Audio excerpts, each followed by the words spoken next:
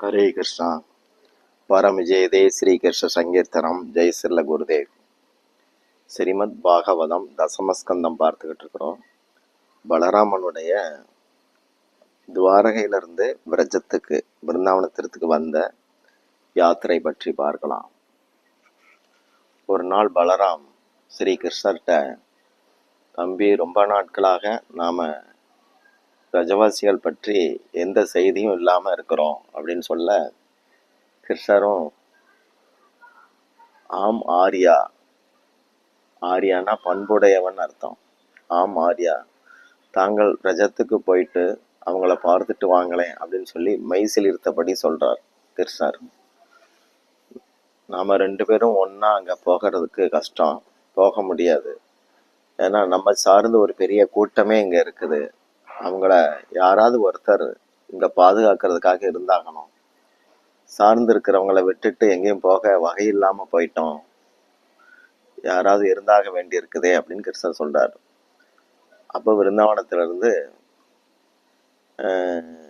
நல்லா தெரியுது, பிருந்தாவனத்திலிருந்து இவங்க இங்க வந்த பிறகு, அதாவது மதுராவுக்கு வந்த பிறகு காக்கும் தொழில் தான் கிருஷ்ணருக்கு. அவர் தவம் புரியறதுக்கு கைலாயம் போகும்போது கூட ரொம்ப எச்சரிக்கையா இருக்க வேண்டியிருந்துச்சு. கிருஷ்ணருக்கு தெரியும், ரஜத்துக்கு போனா திரும்புறது கஷ்டம். கிருஷ்ணர் வருவார் அப்படின்னு பிருந்தாவனத்துல அன்பு உருவங்கள் காத்து கிடக்குது. அவங்க கிருஷ்ணர் மதுரா மக்களுடைய பாதுகாப்பை அதுல குறியா இருக்கிறார், அதுக்காக தான் அங்க போயிருக்கிறார், தங்கி இருக்கிறார், நிச்சயமா நம்ம கிட்ட திரும்பி வருவார், இப்படி ஒரு நம்பிக்கையோட தான் இருந்தாங்க.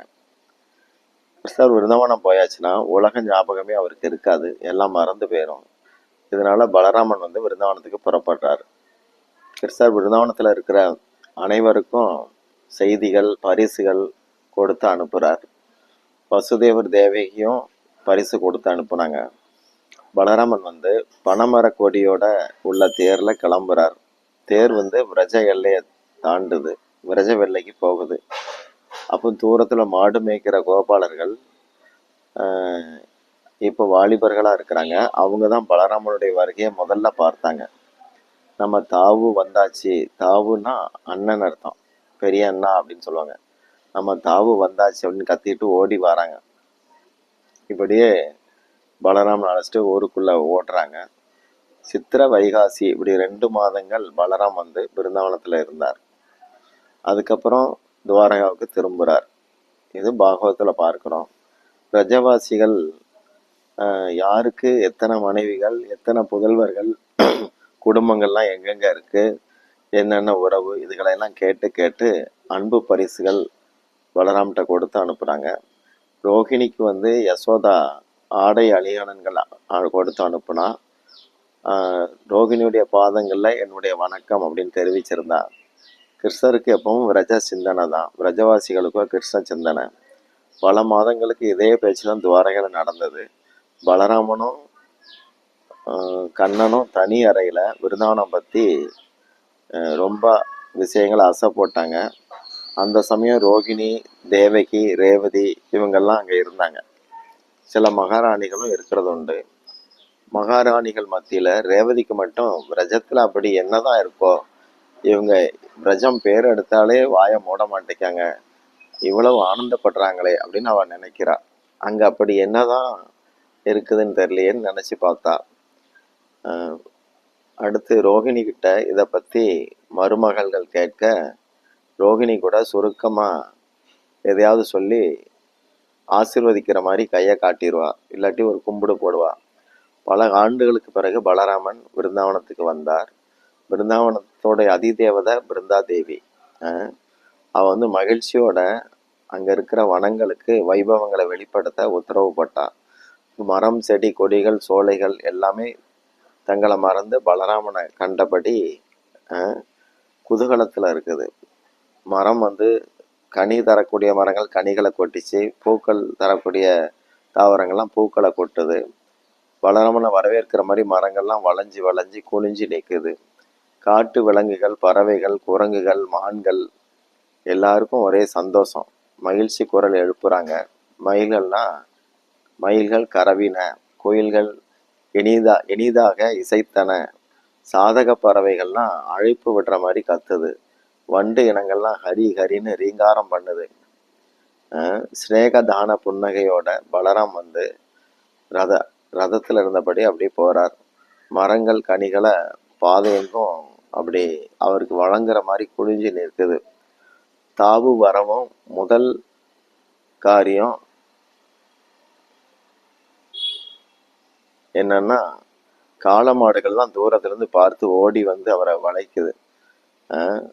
அதுக்கப்புறம் ஆயர்கள் ஓடி வராங்க, பசுக்கள் வராங்க, ஒரே மகிழ்ச்சி ஆரவாரம். பலராம் ரதத்திலிருந்து ஒரு குதிச்சார் கீழே. எல்லார் மத்தியிலே நிற்கிறார். பசுக்கள் கூட்டம் அவரை முகர்ந்து பார்க்க ஆர்வப்படுது.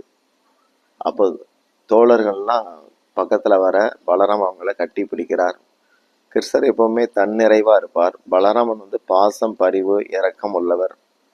தோக் அப்படிங்கிறவன் பலராமனுடைய வலது கையை பிடிச்சுக்கிட்டு, அண்ணா துவாரகாவில் இருக்கீங்க, எவ்வளவு தூரம் அங்க இருந்தது, அங்கெல்லாம் எவ்வளவு மாடுகள் வச்சிருக்கீங்க அப்படின்னு கேட்குறாரு அந்த பையன். அப்போ துவாரகா கடல் நடுவே இருக்கிற ஒரு தீவு தான் அது.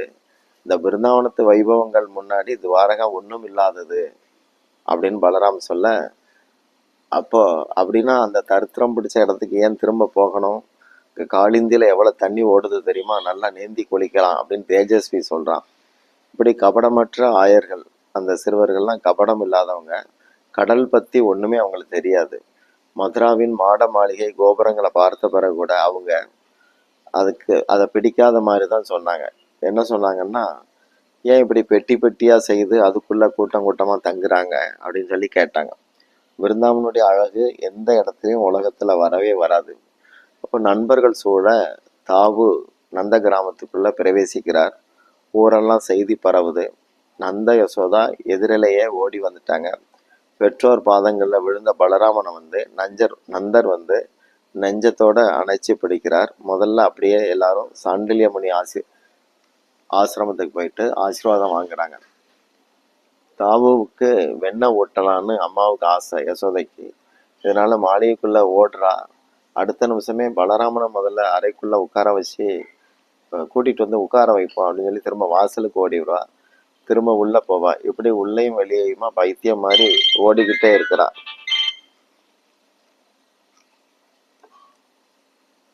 அங்கிட்டு இங்கிட்டும் ஓடிக்கிட்டே இருந்தா. தாவு வரவும் மடியில அமர்த்தினா. அவளுக்கு தாய்மை பெருகுது. கண்கள் கண்ணீரை கொட்டுது. இதயத்தோட அணைச்சபடி மாளிகைக்குள்ள கூட்டிட்டு போறா. பலராமனுடைய முகம், கை, கால்களை அவளே கழுவ தொடங்கினா. பலராம் வந்த செய்தி ஊரெல்லாம் பரவுது. அனைவரையும் நேர்ல போய் பார்க்கிறார் பலராம். பணியாட்களை கூட பார்த்து பரிசுகள் கொடுத்தார். வர்ஷானா கிராமம் இவரை வரவேற்க தயாராகுது. அண்ணன் வந்ததும் அடுத்து தம்பி பற்றி எதுவும் செய்தியும் இருக்கலாம் அப்படின்னு அங்க இருக்கிற கோபியர்கள்லாம் நினைக்கிறாங்க. பிருந்தாதேவி பலராமன்ட்ட, நீங்க ரெண்டு பேரும் நிறைய திருமணம் செய்துட்டதா கேள்விப்பட்டோம், எங்களையெல்லாம் நினைப்பீங்களா அப்படின்னு சொல்லி கேட்கா.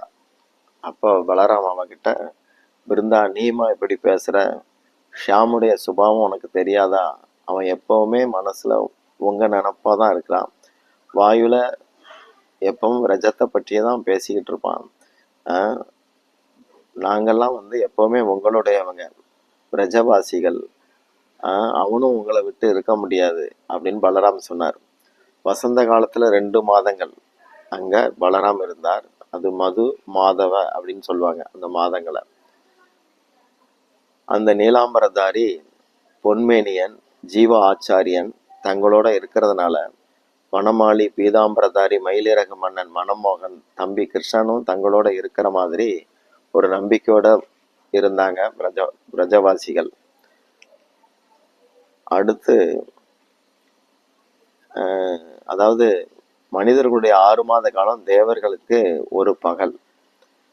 அங்க சில தேவதைகள், அதாவது நாககுமாரிகள், சேசநாகன் தான் அனந்த தேவன், அனந்த சேசன், பலராமன். இந்த சேசநாகனுக்கு நாகலோகத்துல சில பத்தினிகள் உண்டு.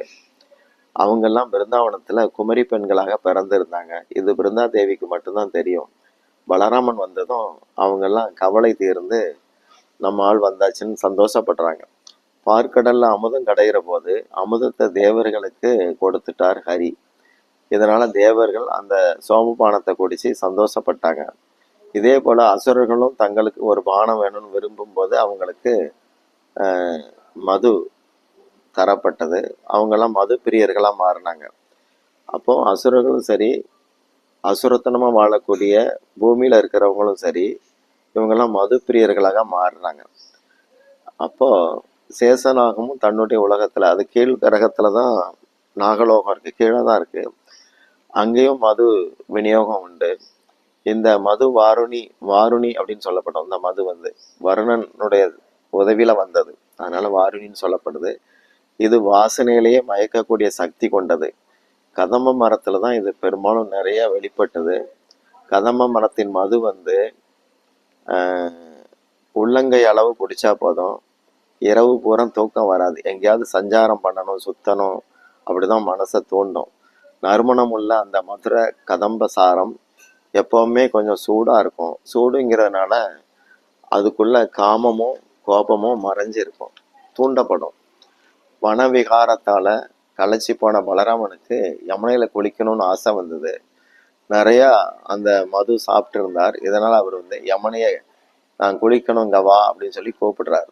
அது வரலன்ன உடனே பலராம் ஹலாயுதம்ங்கிற அந்த ஏர் கலப்பை இருக்கு, அதை எடுத்து அதோடைய முனைய பூமியில வச்சு ஓங்கி ஒரு கொத்து கொத்தி, நான் கூப்பிட்டும் வராம இருக்கிறியா, உன்னை 100 பாதையில ஓட வைக்கிறேன், பிரவாகம் பண்ண வைக்கிறேன்னு சொல்லி கொத்தி இழுத்துட்டார்.